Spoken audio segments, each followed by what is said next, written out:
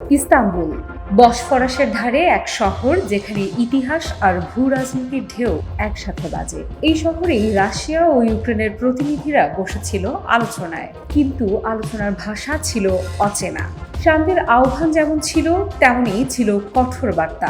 রাশিয়ার নিরাপত্তা পরিষদের উপ-চেয়ারম্যান ও সাবেক প্রেসিডেন্ট দিমিত্রি মেদভেদেভ এক টেলিগ্রাম পোস্টে স্পষ্ট করে দিয়েছেন, এই আলোচনার উদ্দেশ্য আপোষ নয়, বরং একটি নিশ্চিত ও সম্মানজনক সমাধানে পৌঁছানো, যা রাশিয়ার জাতীয় নিরাপত্তা ও আঞ্চলিক ভারসাম্য বজায় রাখবে। তার ভাষায় ইস্তাম্বুল আলোচনা কোনো বিভ্রান্তিকর আপোষের পথ নয়, বরং এটি এমন একটি পথ যা আমাদের বিজয় ও ইউক্রেনের অস্থিতিশীল শাসন ব্যবস্থার অবসান নিশ্চিত করবে।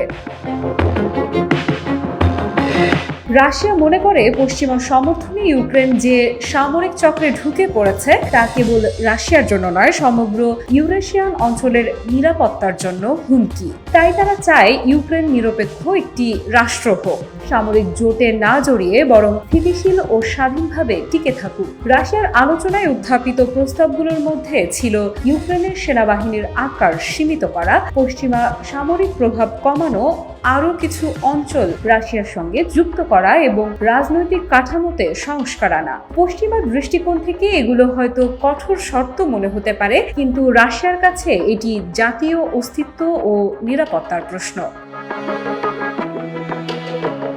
তবে আলোচনার মধ্যে শুধু রাজনৈতিক নয়, মানবিক দিকও ছিল। মাত্র 1 ঘন্টার আলোচনায় উভয় পক্ষ সম্মত হয়েছে নতুন করে যুদ্ধবন্দী বিনিময় হবে এবং প্রায় 12,000 মৃত সেনার মরদেহ একে অপরকে ফেরত দেওয়া হবে। এই পদক্ষেপটি অন্তত দেখিয়েছে যুদ্ধের মাঝেও মানবতা এখনো টিকে আছে।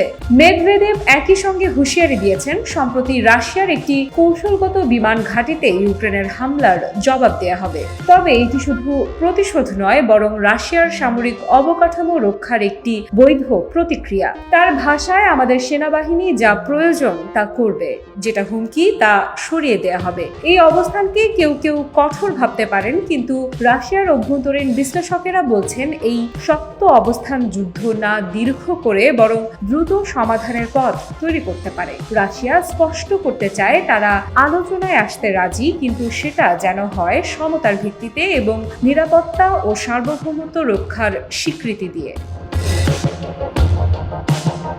টানা 7মবারের মতো বেস্ট টিস্যু পেপার ব্র্যান্ড হিসেবে স্বীকৃতি পেয়েছে বসুন্ধরা টিস্যু। অন্যদিকে ইউক্রেন ও পশ্চিমা শক্তিগুলো এখনো শান্তির আহ্বান জানাচ্ছে, তবে তারা রাশিয়ার প্রস্তাবকে একতরফা মনে করছে।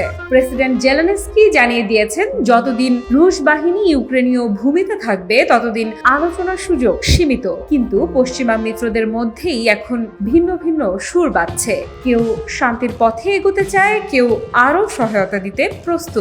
এই প্রেক্ষাপটে প্রশ্ন উঠছে, রাশিয়া কি সত্যিই শান্তি চায়? যদি চায় তাহলে কিভাবে? মেদভেদেবের বক্তব্য যেভাবেই বিশ্লেষণ করা হোক, এইটুকু নিশ্চিত, রাশিয়া আলোচনার মাধ্যমে একটি নিরাপদ, স্বীকৃত ও কৌশলগত উপযুক্ত অবস্থান চায়, আর সেটা নিশ্চিত না হওয়া পর্যন্ত তারা আপোষ করতে প্রস্তুত নয়। আফ্রিদা ইফরাত, নিউজ 24।